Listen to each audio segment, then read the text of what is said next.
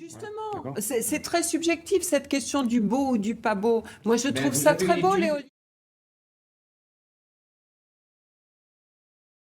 Je suis ingénieur territorial et j'ai terminé ma carrière comme directeur des routes au Conseil général.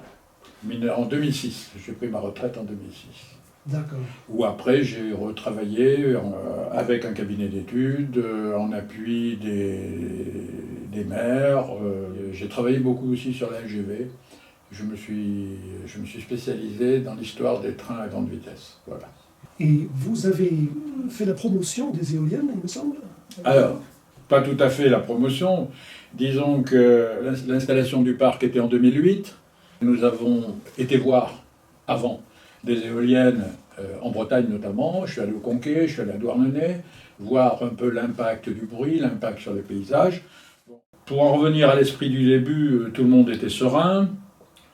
Il n'y avait pas de remarques majeures à l'enquête publique. La visite de Badeau le week-end pendant les travaux, inauguration en grande pompe. C'était la fête au village. C'était même une fierté. Le discours récurrent de l'époque était du genre « je préfère ça aux centrales nucléaires », même si on ne joue pas dans la même cour. Hein, voilà. Et puis la commune, elle de son côté, ne pensait qu'engranger la taxe annuelle et pour certains propriétaires terriens, une rémunération tombée du ciel. Voilà. 10 ans après, la situation est beaucoup moins euphorique. Nous subissons des nuisances sonores. Il y a une perte importante de la valeur immobilière liée aux éoliennes. Il y a qu'à juste regarder le nombre de maisons en vente sur le territoire de la commune, même sur votre commune. Et les acheteurs ne se bousculent pas. Vous vous plaignez d'un phénomène d'écho qui rentre dans la cour de votre maison? Les soirs de grand vent, on a toujours l'impression de voir un avion gros porteur qui n'arrive pas à se poser sur la piste. C'est un ronflement permanent avec des phénomènes cycliques qui font que l'oreille interne a du mal à supporter ce genre de... Vous les entendez toujours malgré... Alors, vous les entendez toujours et c'est vrai que la nuit, par exemple, si vous vous réveillez la nuit, pour vous rendormir, vous avez cette espèce de bruit sourd qui vous prend. Et puis alors, on fait une fixation des fois là-dessus et je dirais que ça dépend aussi des comportements des gens et de leur sensibilité sur l'oreille interne. Il y a des gens plus sensibles que d'autres. Moi, je vois mon épouse, elle est beaucoup plus sensible que moi, mais même moi, la nuit, des fois, quand vous êtes un peu pour vous réveiller, vous êtes un peu préoccupé, etc., le bruit vous prend la tête, quoi. On ne peut plus s'endormir après. Alors, on a du mal. On a beaucoup de mal. On peut se rendormir, mais il faut faire autre chose. Il faut se lever, il faut aller faire autre chose et puis changer de comportement. Voilà. Mais c'est vraiment, des fois, c'est le supplice de la goutte d'eau qui tombe sur le front.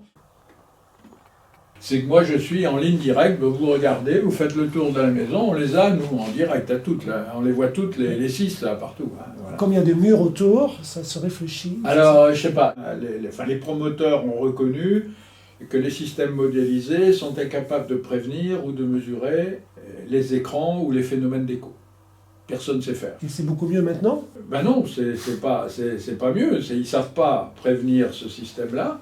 Donc on a la nuisance, ça ne peut pas être mieux maintenant. Et qui vous a dit ça? Alors ça c'est le promoteur, c'est le responsable d'Abowin, c'est M. Ledin qui est parti maintenant et qui m'a indiqué tout ça. On va trouver quelque chose après. Dans le temps, c'est 25 ans. Je veux dire, par rapport à l'histoire, c'est pas énorme. Moi j'ai une foire chez moi. Est-ce que vous avez été prévenu du projet? Nous avons été prévenus 2 ans avant à peu près.